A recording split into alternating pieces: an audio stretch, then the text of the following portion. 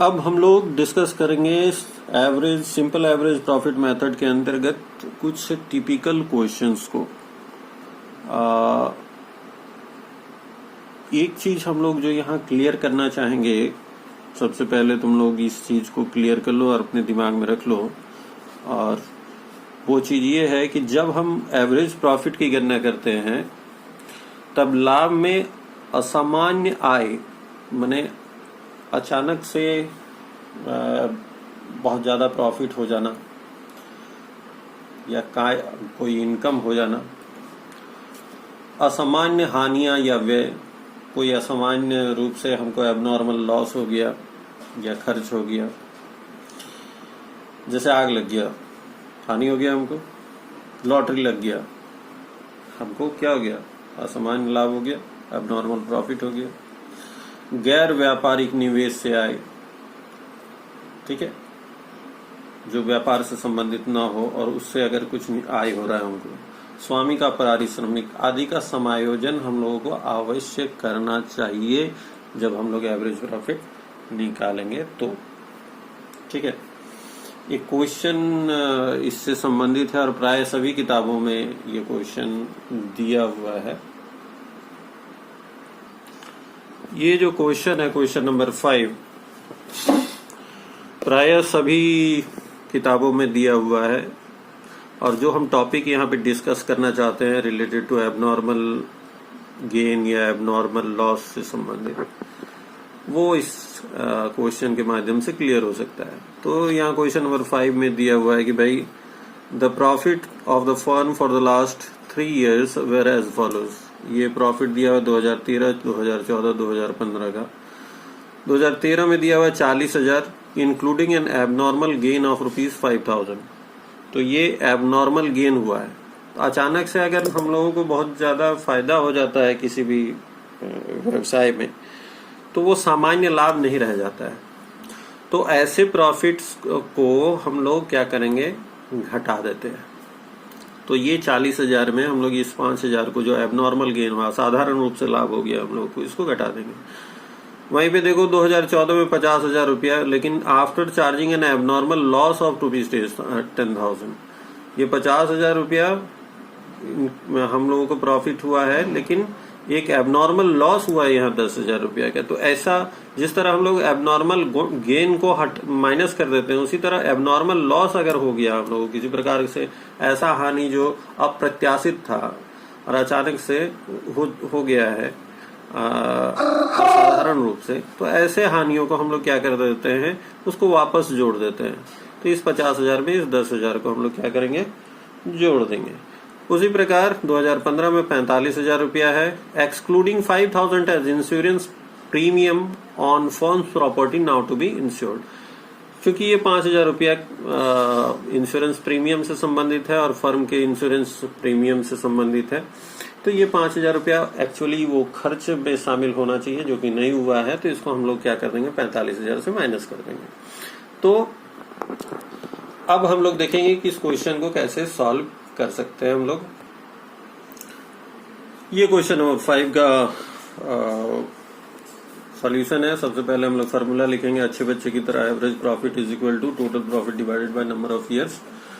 यहाँ पे पहले साल का जो प्रॉफिट था 40,000 रुपया था, उसमें एबनॉर्मल प्रॉफिट हुआ था 5,000 रुपया का, तो उसको घटा देंगे। फिर सेकेंड ईयर का 50,000 रुपया प्रॉफिट हुआ था, जिसमें एबनॉर्मल लॉस हुआ था 10,000 का, तो उसको वापस जोड़ देंगे। और वो 45,000 रुपया जो थर्ड ईयर का प्रॉफिट था, उसमें 5,000 रुपया इंश्योरेंस प्रीमियम का घटाया हुआ नहीं था, तो घटा देंगे हम लोग। डिवाइडेड बाय, क्योंकि 3 साल का प्रॉफिट है तो डिवाइडेड बाय क्या कर देंगे, 3 कर देंगे। तो 1,35,000 डिवाइडेड बाय 3, तो ये एवरेज प्रॉफिट हमारा कितना निकल गया, 45,000 रुपया। अब हम लोग को गुडविल निकालना होगा। गुडविल यहाँ पे नंबर ऑफ ईयर्स परचेज दिया हुआ है और एवरेज प्रॉफिट दिया, निकाल ही लिए हम लोग। तो हम लोग 45,000 नंबर ऑफ ईयर्स परचेज। अच्छा, नंबर ऑफ ईयर्स परचेज क्या इंडिकेट करता है, ये भी बात हम दोनों को स्पष्ट करें। Number of years purchase indicate करता है कि जो कंपनी है या जो पार्टनरशिप फर्म है, ये ऐसा ही प्रॉफिट और कितने समय तक कमाते रहेगा, एक हम लोग एक्सपेक्टेशन हम लोग का रहता है, ये उम्मीद रहता है कि ये जो हमारा जो ट्रेंड है प्रॉफिट कमाने का, ये और भी 2 साल चलेगा, और भी 3 साल चलेगा। तो ये नंबर ऑफ ईयर्स परचेज उसी को इंडिकेट करता है। तो यहाँ पे 2 लिखा हुआ है नंबर ऑफ ईयर्स परचेज, तो 45,000 रुपया मैंने 2 90,000 रुपया। तो ये हो गया हम लोगों का क्या, गुडविल का वैल्यूएशन।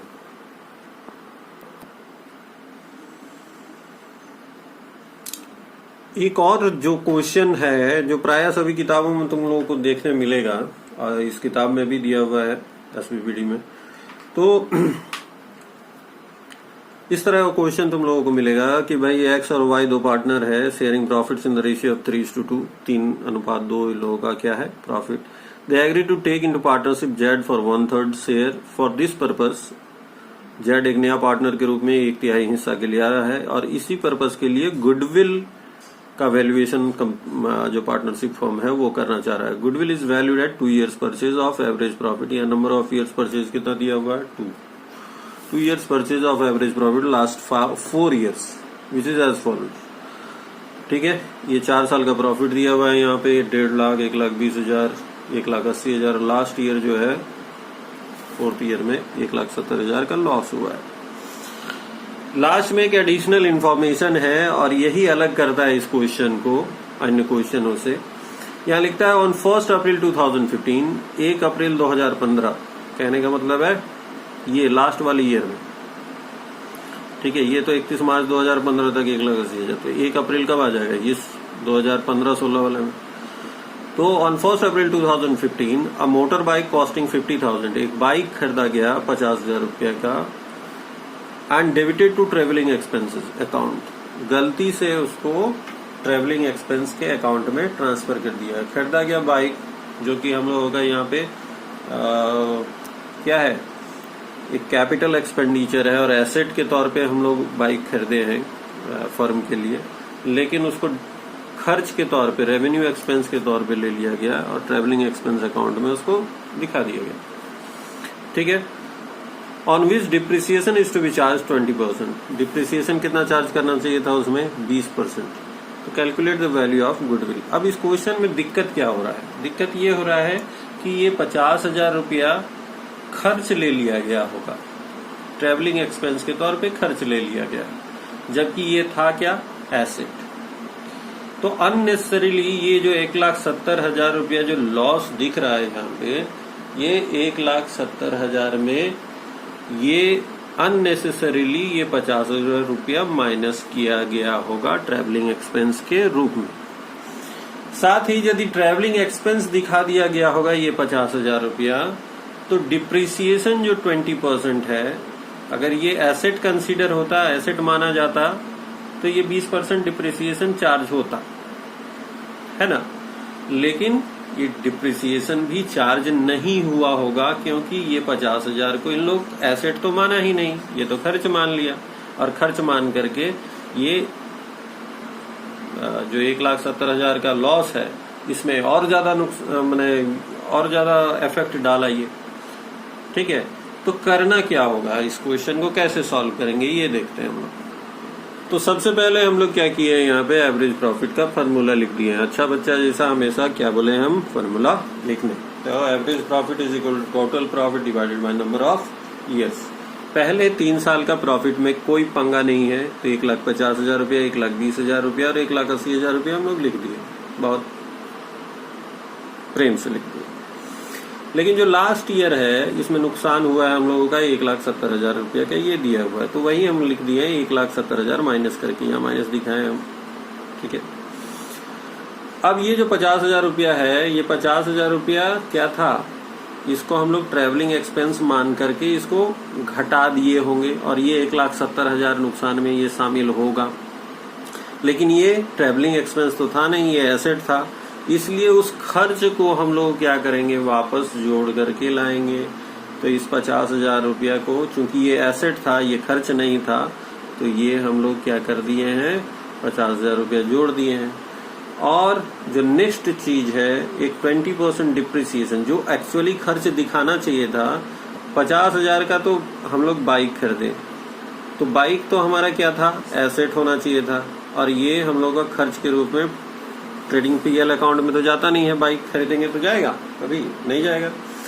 जाना क्या चाहिए था, इस पे जो डिप्रिसिएशन चार्ज कर रहे हैं हम लोग, डिप्रिसिएशन कितना 20%, तो 50,000 का अगर हम लोग 20% डिप्रिसिएशन चार्ज करेंगे तो वो हो जाएगा कितना रुपया, 10,000 रुपया हो जाएगा। तो ये वर्किंग में दिखा लोगे इसको। तो 20% जो डिप्रिसिएशन है वो एक्चुअली खर्च होना चाहिए था, ना कि ये 50,000 रुपया।